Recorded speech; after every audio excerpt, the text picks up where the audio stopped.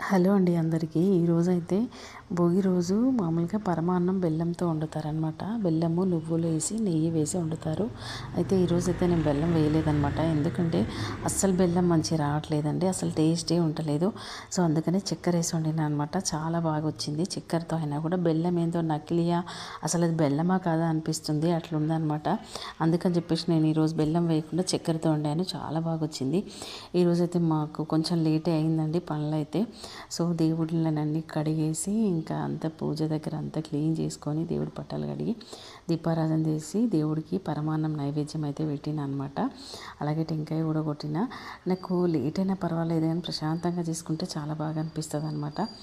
ఇంకా ఆకలి వేస్తుంది అయినా కూడా తప్పదు, టీయో ఏదో ఒకటి తాగుకుంటూ లేట్ అయినా సరే కానీ ప్రశాంతంగా చేసుకున్నాండి ఈరోజు భోగి పూజ.